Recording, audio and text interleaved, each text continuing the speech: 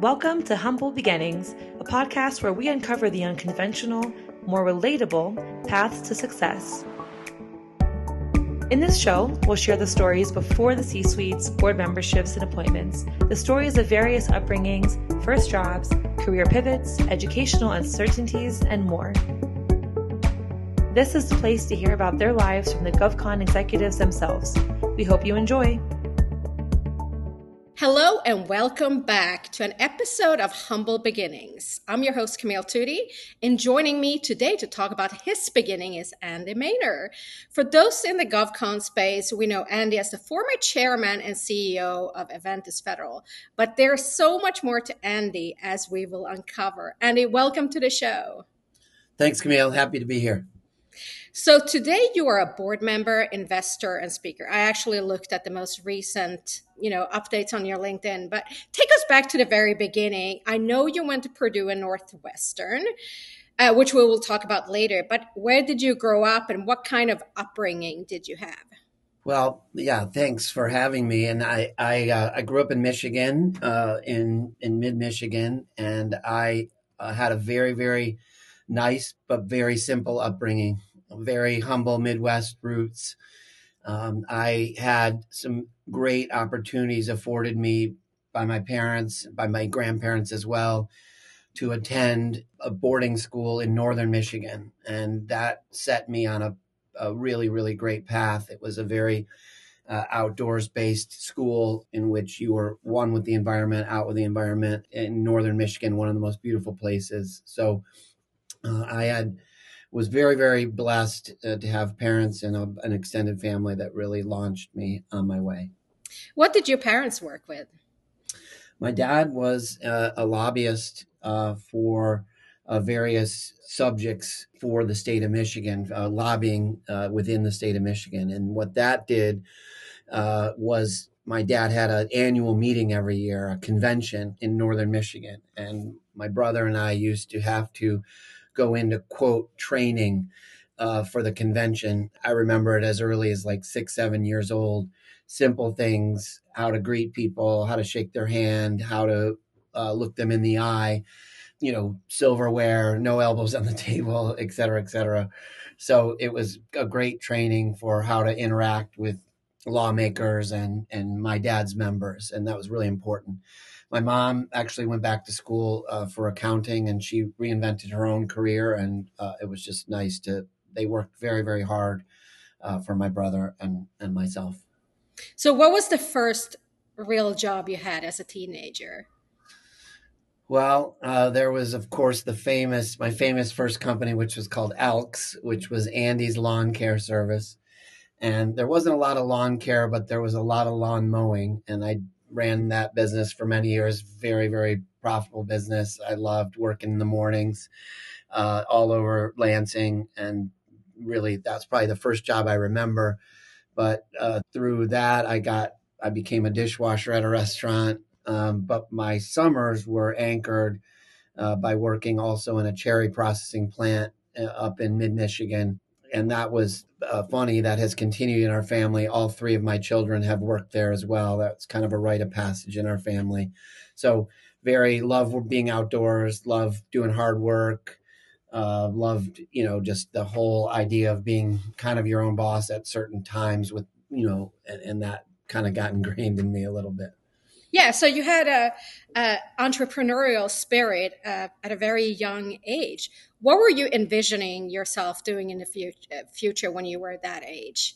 Well, I went to Purdue, which is a great institution, but I was not an engineer like many of your other guests. I was squarely a liberal arts major. And back then, I think it's probably different now. You got this skill set, but there wasn't really career paths for liberal arts. But frankly, I give liberal arts a lot of credit for what I've been able to do. It's where I learned to communicate for impact. It's where I learned to be comfortable to be around, to learn how to take advice and learn how to be super reliable. So I don't think I had much of a vision when I started my college career. And I certainly mentor young people now where I almost want them to relax a little bit, study something they love. And I think the world will present them options, as it did mine. I had a very important internship between my junior and senior year of college. I was able to intern in Washington, D.C. for a titan in public relations, a woman named Sheila Tate. And she absolutely launched me for the love of both politics and public affairs. I had a client there this summer where I was able to meet the Vice President of the United States, Dan Quayle, at the time. And that launched me that I just had to come back to Washington. I absolutely had to be in the executive branch. And because I'm kind of this naive Midwesterner, I sort of didn't know that I was reaching maybe a little bit high. But I wrote a letter a day for over a month to Marlin Fitzwater, who was the press secretary to President Bush. And ultimately, that polite persistence paid off where he hired me into a volunteer slot and then ultimately full time in his office. So I am a story of someone who probably shouldn't gotten a job and probably was so naive that I just did it. And it really paid off for me. And Marlon ended up being a great boss and still to this day a friend. Really changed my life because he introduced me, of course, to President Bush, who I spent the first 5 years of my career with. Yeah, it's funny how when you're young, you are fearless because you don't know better. So you just decide you can go for whatever dream you have and think it's not a big deal. So I would say, Camille, though, that I do think that is indicative of some of the other guests I've heard on this. But I would say to young people, I think their generation is becoming paralyzed by fear because they have all this peer pressure around them on social media and whatnot. And we didn't have any of that. All of us just did what we had to do. And I almost want my own children, I have 3 boys, and others to just go, no, be yourself, be persistent, go for it. And failure it doesn't even hurt then. It's almost funny when people say, yeah, I'd love to hire you, but you don't have any experience. But it launched so much in my life. Working for President Bush was the honor of a lifetime. He was kind, he was humble, he was so mission focused. He treated every single person the same. And for me, learning those interpersonal skills, I wasn't blessed with an engineering degree or a hard skill, but I learned from him and a lot of great human beings that, the power of the human relationship matters also. And President Bush introduced me to the mission in Somalia, where I ultimately went to a war zone and served our nation and like a lot of our customers. And it was super important to my career to see and to feel that. So if you reflect back, you're a kid who comes from Lansing, Michigan. You end up in Washington, D.C. All of a sudden, you're working for President Bush. Like, how did that feel?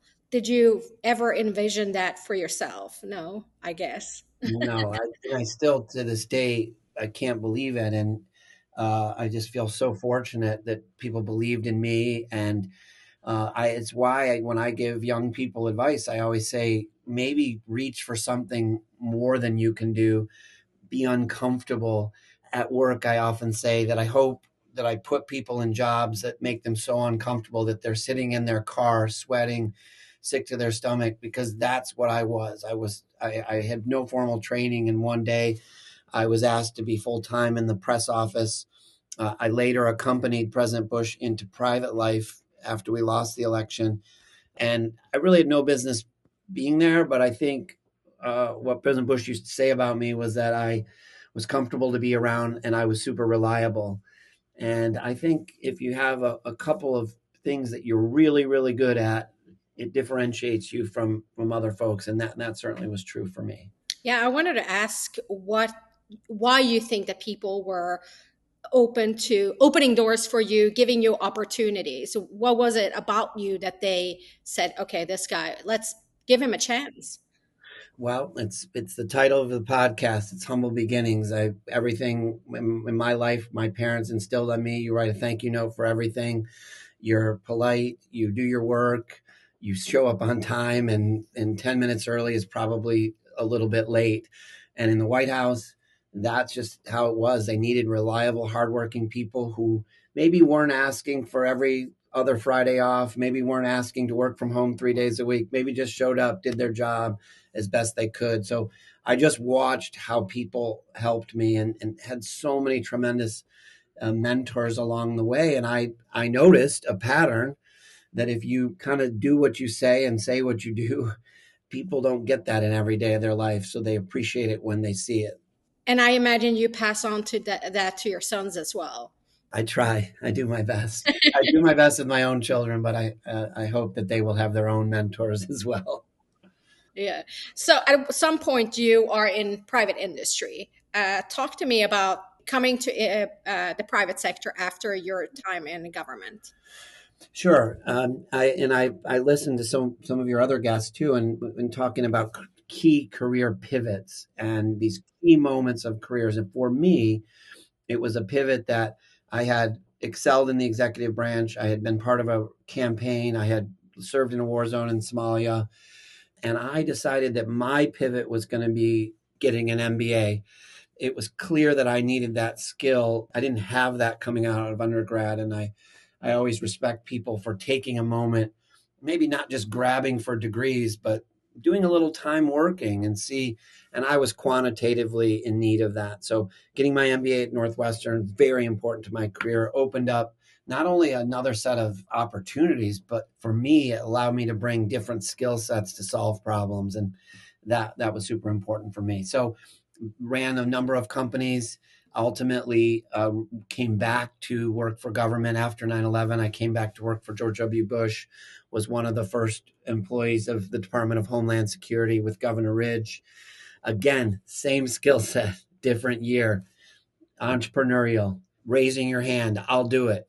Let me try it. When you fail, you don't pout and run to your room. You just say, let's try a different thing. And those days, months, and years after 9/11, that's what we were all doing. We were unified behind a mission, and people were just working their hard, doing their best, and that really served me well. You asked ultimately about running companies in this space, in our government contracting space, and that really came to be when I left government a second time. And I just had this overwhelming urge to help lead companies, do acquisitions, be private equity backed. That was the model that I leaned into and have learned so much from. It's just incredible opportunities I've had. One of the things that I always ask about people when we talk about their professional careers is that, did you ever have a moment of imposter syndrome? Yeah, I keep coming back to a theme of being pretty naive. I didn't grow up with all these models around me that I go, oh, I want to be that person or that person. My brother is pretty influential in my growth, and he was always striving. And I sort of thought, oh, I guess everyone's just striving. So I think the syndrome I suffered from is just being, probably always playing probably 2 levels above where I should have been. And that certainly makes you work twice as hard. It probably makes you twice as humble because, I think about my last company, Avantus, sitting in a room there with pick any 10 people. I'm always in such awe of people's skill sets, their technical skill sets, their drive. And so for me, it's just made me appreciate those around me and really always want to operate as a team. I always consider myself just a facilitator, not an edict guy, just a facilitator. And President Bush taught me that, and several others did as well. So my sense is that you never had a dream job. You had a dream function, right? So you might have seen yourself as, okay, this is something that I really want to do. It didn't matter. And very mission focused as well. Yeah. I just believe in the government market, especially just where I find myself. It's just the missions of our clients keep getting harder and harder. The government has nearly impossible tasks with really, really high expectations of the American people. And so for me, having served myself, I always just knew how hard it was.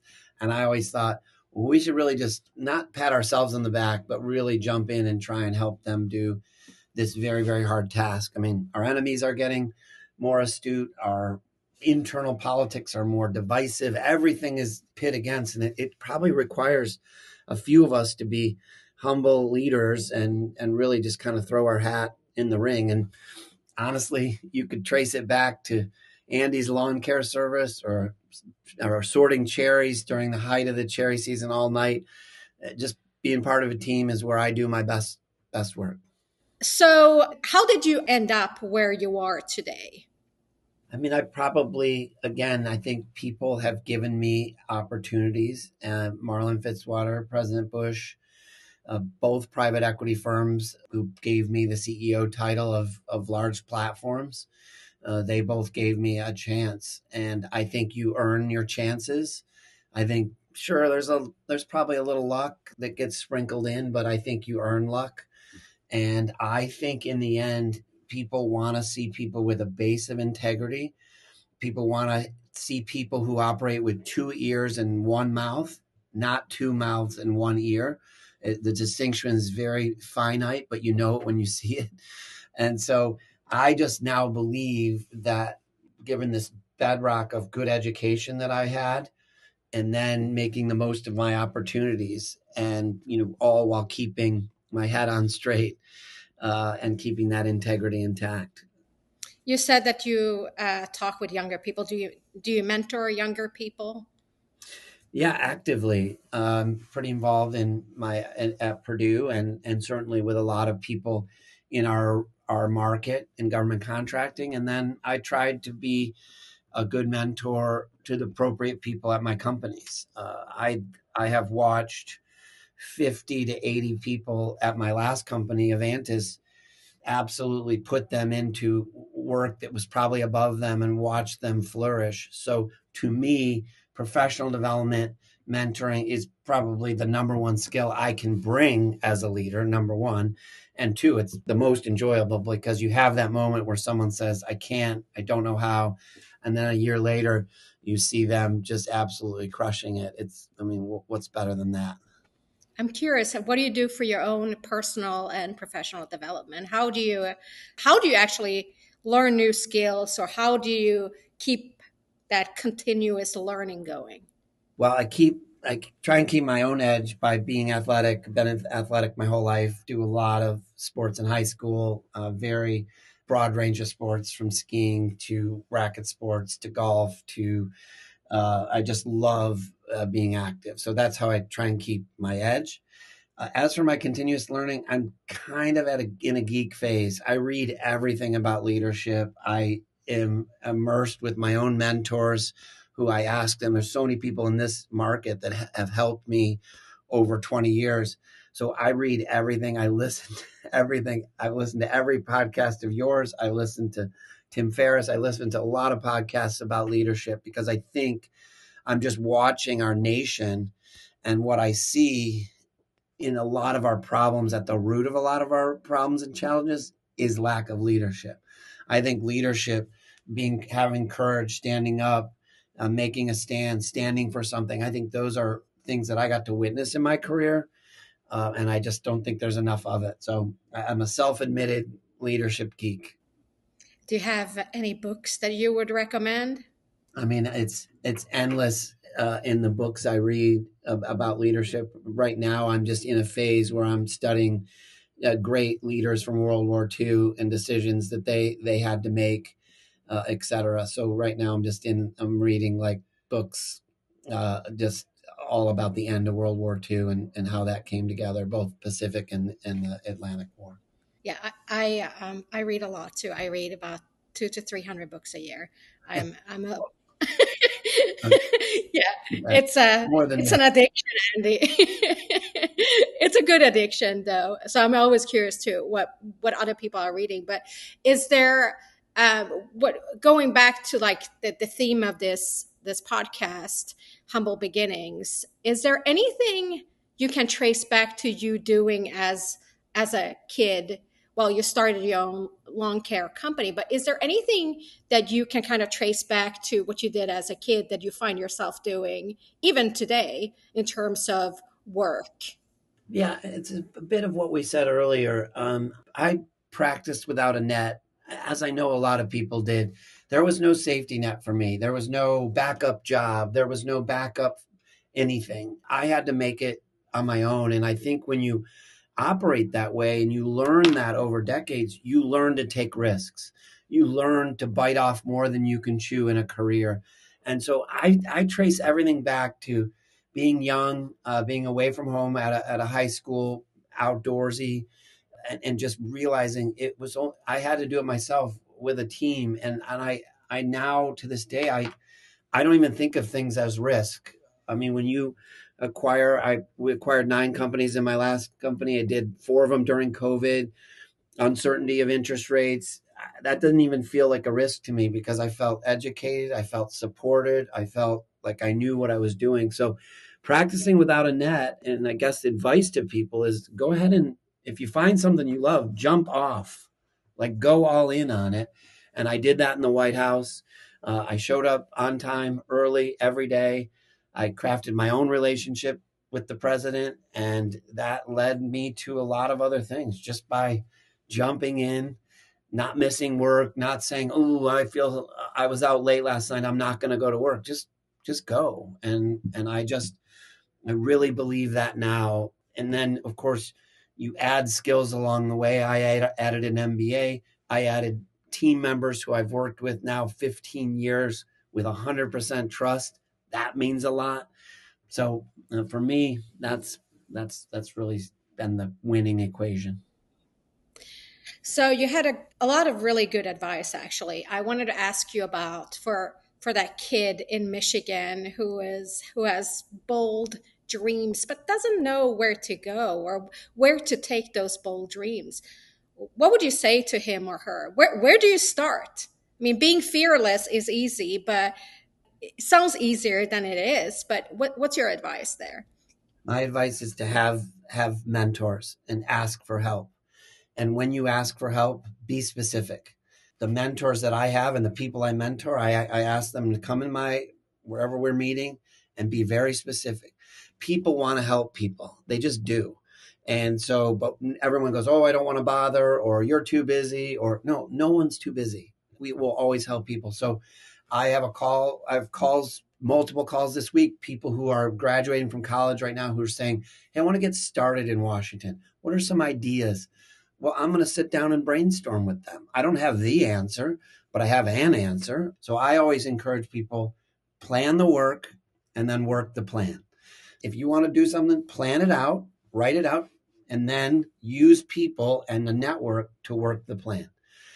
It's the people Camille, that come in and go, "I think I want to be a beekeeper." Okay, well, I shouldn't have to tell you about that. You do the work, and then I'm going to help you do it. And the people who have mentored me, they've been gold. And I think have mentors, be comfortable to be around, be reliable. And if you say something, actually do it.